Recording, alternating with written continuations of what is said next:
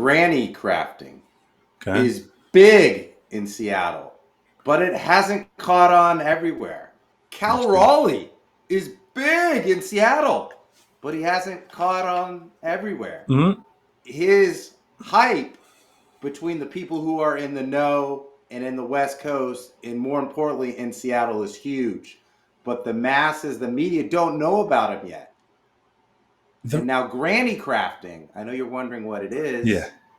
It's when young Seattleites take on hobbies associated with things their grandma did, like knitting, crochet, sewing. Yep. And what Cal Raleigh's doing is he is taking on historic stats associated with the greatest players of all time. You were on here 2 weeks ago. I was dismissing him, even though I knew he was good. But he just keeps getting better and better. And then the names, Griffey, Johnny Bench, Mickey Mantle. So my question, Big Ben, why has the Cal Raleigh Craze not caught on with the masses? Well, it's like a wave, right? Like the wave's got to start somewhere. And the wave is the Pac Northwest. Cal Raleigh signed a $110 million deal. And you kind of sat there for a catcher. That's a lot of money. But the guy is nuts, crazy good, loves the game, works his tail off, and I think catches more than any other catcher in the league. He's a catcher. Just like, most people don't know who Salvador Perez is, but he's been the greatest catcher for the last decade. But I did hear on the broadcast today, which was not our broadcast, MVP conversation. Absolutely. Look at the stats. Yeah. Absolutely. And someone said no one does more for their team than Cal Raleigh. And they're absolutely right. Well, if you think of what Jokic did or has done to his team, he's elevated the play of the franchise and everyone else. Cal Raleigh's done that as well. Like, if you look at all the other, like Judge, yes, he's having a great year like usual, but he has a better supporting staff around him, better hitters from top to bottom. Like, most valuable player in the league and to his team right now has to be Cal Raleigh. Agreed. And not only that, look at the impact it has on the pitchers, right? You go out there with more confidence.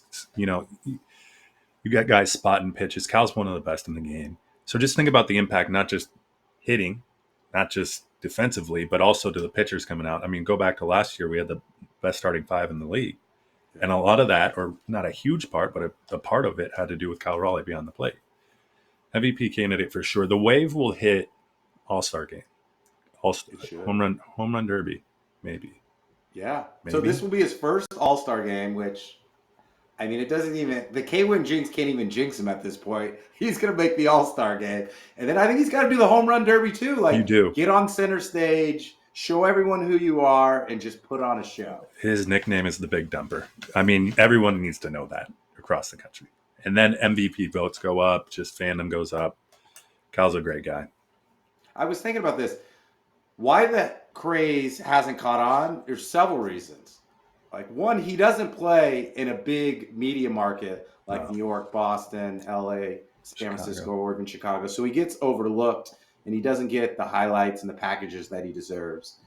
He also doesn't have the physique, right? Like, when you think of a home run hitting player, you think of Aaron Judge or Stanton or even Shohei Ohtani from some respect. And then he also doesn't have the flair. Like, he's not loud with his body language or hitting a home run like Acuna or Bryce Harper.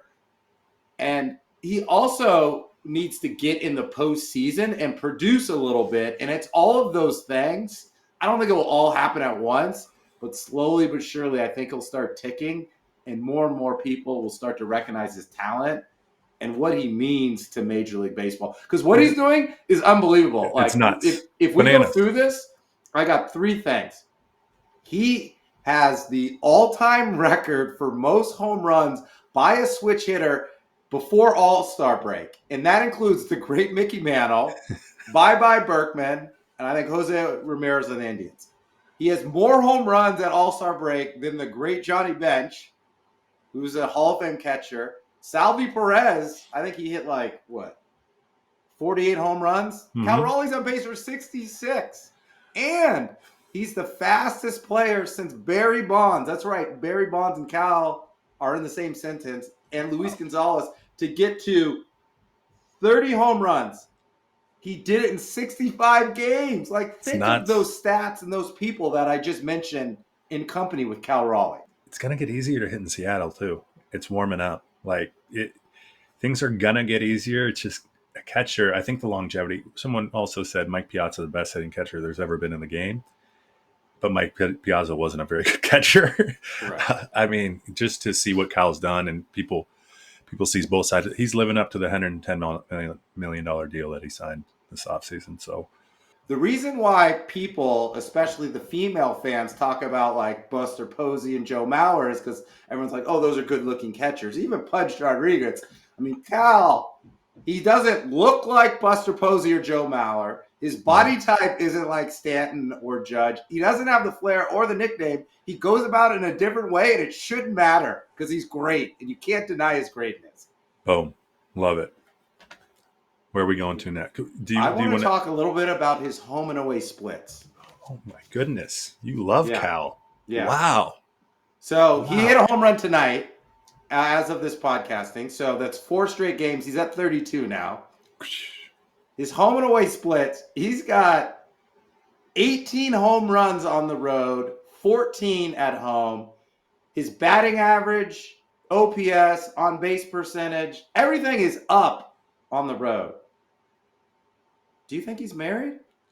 Oh, you have a little fun on the nice road? theory. Easy, Yeah. Easy. No, maybe less distractions. Yes. Okay. Make sleep a little bit longer.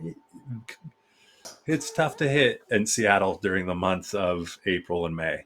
Very hard to hit in Seattle. The marine layer or whatever you want to say, dense fog. But Cal's just impressive, like outright impressive. And I hope he keeps it up just so we can look back in not necessarily but rewrite the record books a little bit more. Because the Mariners are going to need eke every home run out of him they possibly can. Yeah. My only concern is who Polanco's hitting behind him, and then Randy Rosarina after him. I'm just wondering why they're still pitching to him. I am too. I don't know why you pitched to him. I have no idea. Somewhat. You look at the Mariners lineup; it's like 1, 2, 3, 4. Okay, that's a little scary-ish. Yeah. And then 5 through 9, it's just so. Yeah, pitch around Cal as much as you feasibly can at this point. Yeah, because you got nothing behind him. No, I know. I'm from the Bay Area, as many of you know, and they say you got to maximize Steph's prime. You got to maximize Cal's prime. You do. I need to see some trades. I need to see some moves. We got to make the most of this for all my Seattle fans up there, my second home.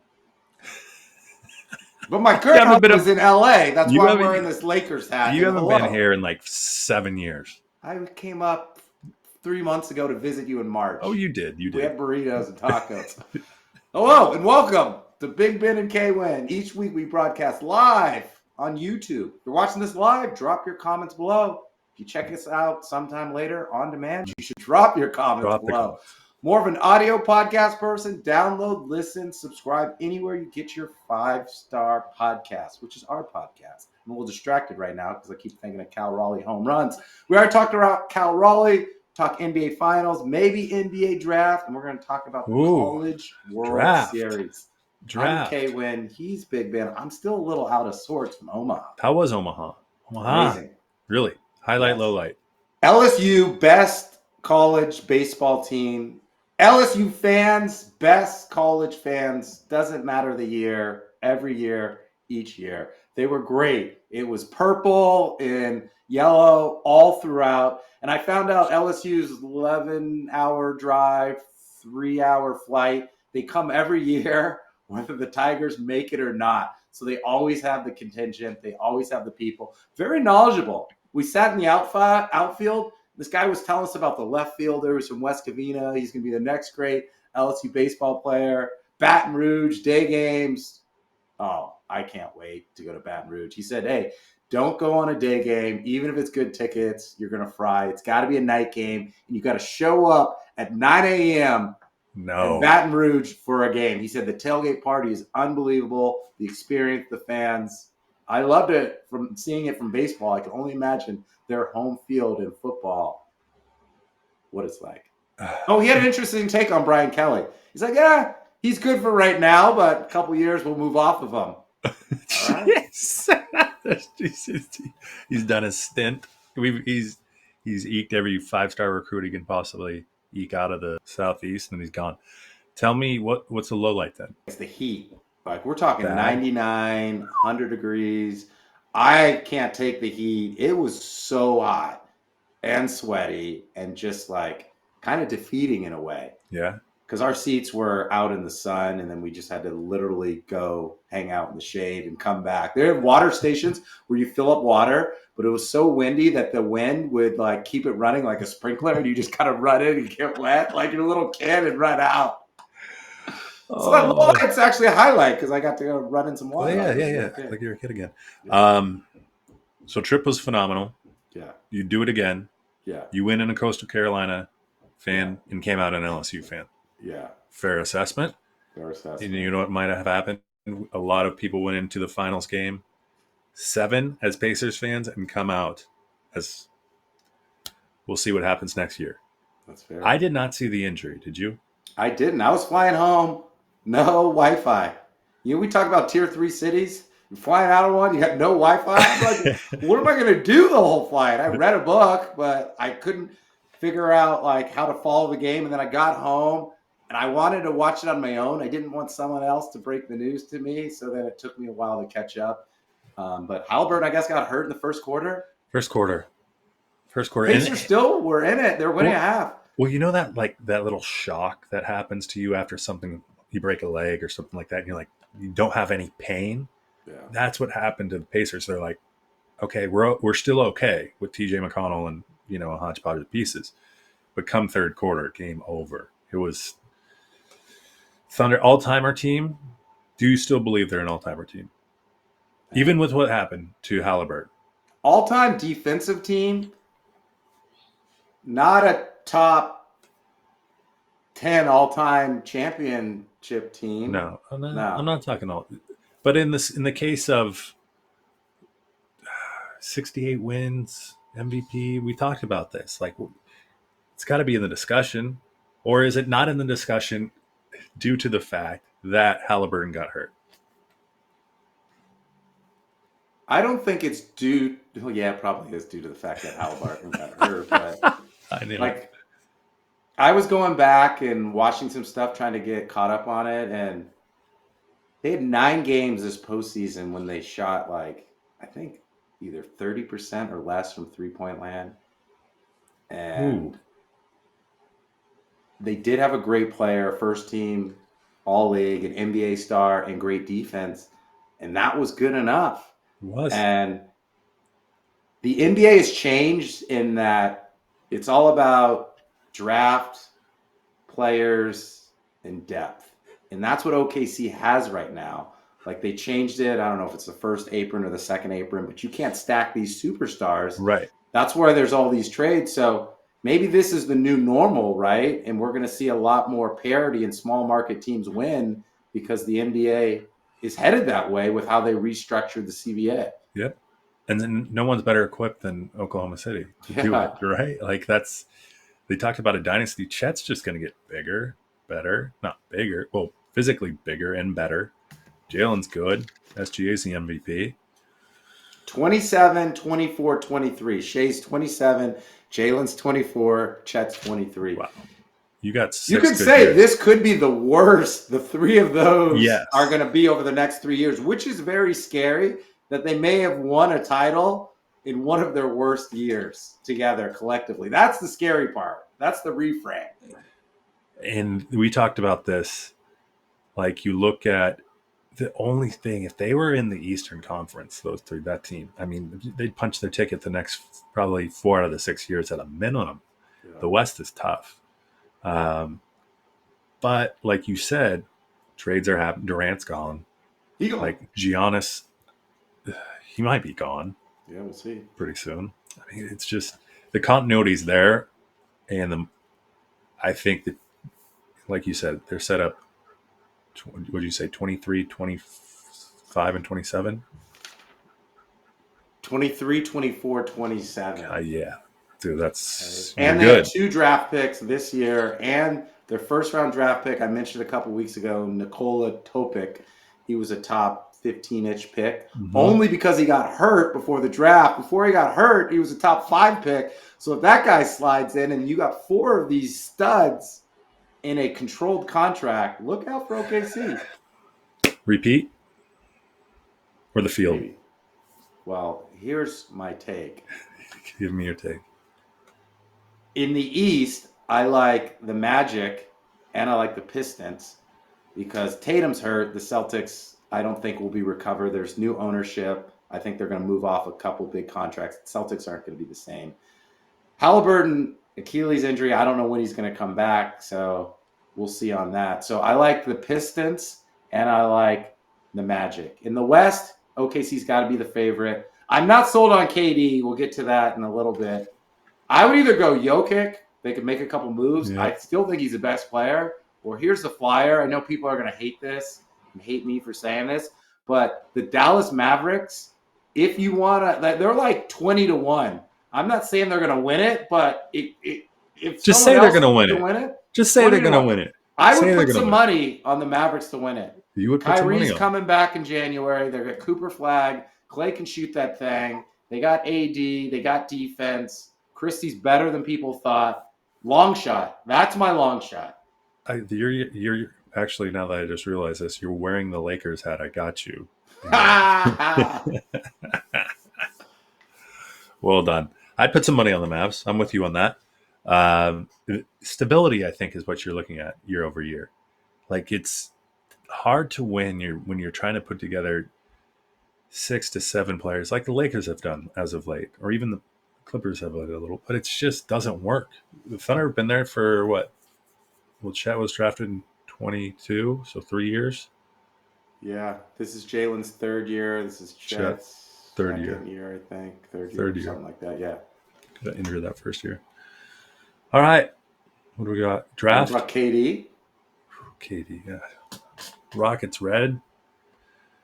Yeah, I looked. So where? Wait, hold on. Can we do he's officially the Carmen Sandiego of basketball because he's been where? Seattle, yeah. OKC, yeah, Golden State, Brooklyn, Phoenix, Houston, and he still might go on a little bit more after that. We'll see how this Houston thing turns out. On paper, the trade looks great, but that's why you have to play the game. I think they have the 4th best odds, according to Vegas, to win a title. But a lot of players or superstars that go to their first team or a new team, they don't always win it in their first year. So I wouldn't put money on Houston. No. They got to figure out the system. They have to figure out how they play together. They have to grow. They've got to lose together. I still think Houston's a couple years away. They definitely can get to the second round and to the Western Conference Finals, but I don't think they're going to win it next year. I don't think so either. Them and Alpenrun, I mean, they're in the West. Like, it's just not going to happen. It's just not. It's not. The Phoenix Suns got probably the best deal they could have gotten. How long was he on the block? Durant was on the block for what? I think ever since All-Star break, when there's rumors shopping he's going back to Golden State, and he's like, whoa, you want to trade me? I got to pick my destinations. I think he's been on the block since like February. But he is so ball dominant. He needs the ball more than probably anyone in the game that I've seen. Yeah. So, I mean, he's the offense should go through Şengün. It should. Absolutely. Şengün's a little off on the offensive end. He's not the most polished. I mean, it puts butts in seats. Let's be honest. It puts butts in seats. It gives Katie a better chance to win than in Phoenix because Phoenix didn't really have the owner, the infrastructure, or the talent around him. Now he's got a great coach. They've got an all-star in the middle. They've got Thompson, who's probably going to ascend into an all-star. Fred VanVleet. I mean, it's a great trade for Houston. Agreed. The ironic part about the Halliburton, I heard this take, is do you remember when KD and the Warriors were on the run before KD was a free agent, and then he hurt his calf, and then he got better, and then played against the Raptors, and then hurt his Achilles, and then missed the series against the Raptors. A take, I think it was Bill Simmons said this. I mean, it's possible that Halliburton's calf injury and he didn't get healed in time resulted into this Achilles injury because it's similar to what happened to KD. Right. But I don't know how you go around it because I'm sure he wanted to play. It's just unfortunate that these injuries came so close, and it probably caused the second injury, which is going to cause him to miss some time next year. Yeah. I mean, you're damned if you do, you're damned if you don't. Yeah. Right? If you don't play, you're like, that guy's soft. Exactly. Yeah, exactly. If you do, you go Achilles. I mean, it is what it is. Draft. Yeah. This draft is a snoozer. Snooze. It's Cooper Flag, and then they were advertising the two kids from Rutgers that are like, oh, these are franchise-making guard. It's like, what? They didn't make the NCAA tournament. You know what? I want to two top 3 picks on the same team, and you can't even make the NCAA tournament. I want international prospects. I want some guy to tell me all about the international prospects. That's really what my intrigue is, because a lot of times those guys end up hidden. Not all of them.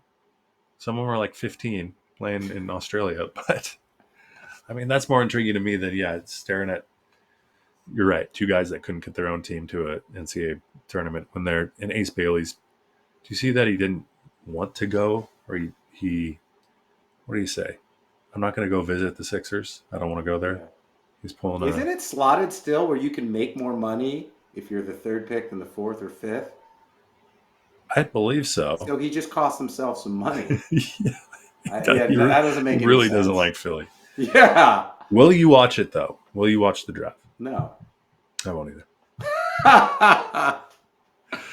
I will not. Let's see. The Jazz have 4 picks. Nets have 4 picks. OKC's got 2 in the first round. Spurs have 2. I'm interested to see what the Spurs do and what OKC does. I think how they both complement Wemby and Stephen Castle on the Spurs side, and then how they complement the big 3 on OKC. Or if OKC is going to, there's rumors that they may trade the pick. They may trade Lou Dort for more flexibility because I think you got to sign Chet next. Yeah. I think there's going to be trades on top of trades on top of trades. I mean, people are, would they send 5 second-round draft picks in the Durant deal? It's ridiculous. People lose track of what picks they have. Too many trades. The Suns have so many shooting guards. They have more shooting guards than Cleveland has quarterbacks. You think of the Browns and all the quarterbacks the Suns have Derek Brooks. What's his name? Dylan Brooks, Jalen Green, Devin Bradley Booker, Beal. Grayson Allen, and Bradley Beal. That's 5 2 guards. Point guard. PG. And they have the 10th overall pick, so they've got to make a couple moves. I don't think they have anything but 2 guards. Now would be a good time for me and you to come out of retirement. I might get a shot at point. You could be a stretch 4. Let's go to Phoenix. Have you ever played the game Catan? Yeah. Where you hoard all the brick at the end of the game so no one else can build roads? The Phoenix Suns are hoarding all the shooting guards in the NBA so that no one can have any. Oh, all right. We out of here? Yeah, let's get out of here. Do I have anything on Cal Raleigh? Oh, yeah. I mean, You got more on Raleigh? 3 weeks until the All-Star break. He's got 32 home runs. Barry Bonds had 39. So he's got 20 games to get 8 more home runs. And here's the thing. There's 13 games on the road. So he's going to slay it on the road. It's homers. He's a road dog. I love it. But my worry about Cal is quit talking about Cal. You're going to jinx him. Someone inside his inner circle. You're going to jinx him. Or his agent. I know Seattle people won't like this take. Are going to be like, hey, Cal, guess how many more home runs you'd hit on the road? If that road was your home team, you should get out of Seattle. Ball doesn't fly. You need to show some love and appreciation. All right, you were great on Cal until this last bit. Luka got traded. He was on contract. Rafael Devers got traded in year 3 of his contract. I'm just saying, you better be nice to Cal. Our best prospect in AAA is Harry Ford, and he is a what? Catcher. Harry Ford will leave town long before Cal will ever sniff leaving for Seattle. Okay. All right. At Big Ben, K-Win. underscore wherever you're getting your social media. That's Threads, Instagram, TikTok. Where else are we at? We're on Facebook, X. We're everywhere. X, and anywhere you get your podcast. Remember, like us 5-star, leave some comments, review, and you can find us on Spotify, Apple iTunes, Google Podcasts, everywhere you get your podcasts. Yeah. And if you're down at Pike Market, thread Pike count Place. has gone up because all these granny crafting. And on social media, hashtag needlepoint, because people are granny crafting. These Seattleites are granny crafting. When are you going to start crocheting? I will. I'll start. Yeah. Make No. a sign. Please stay, Cal. Ha ha! Boom. Bo.